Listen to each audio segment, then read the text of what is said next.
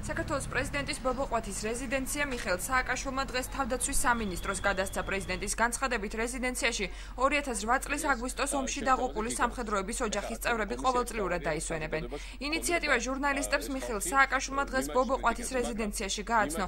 პრეზიდენტმა ბრძანებას ხელი 2008 წლის აგვისტოს ომში დაღუპული ქართველი სამხედროს ოჯახის წევრების თანდასწრებით მოაწერა და საქართველოს თავდაცვის სამინისტროს გადაუგზავნა. დღეისათვის ბობოყვათის რეზიდენციაში 10-მდე ოჯახი ისვენებს.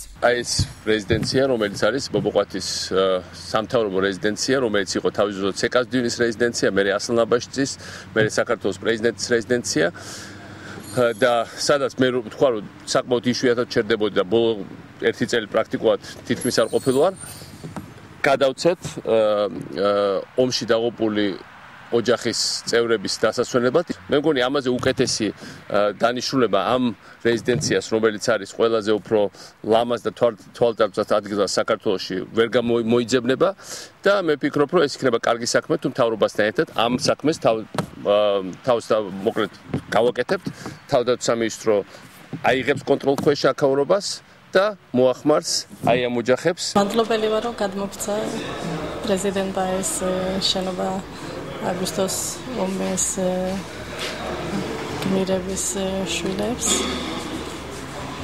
და ვეცდებით, რომ ყოველ წელს დავისვენებთ.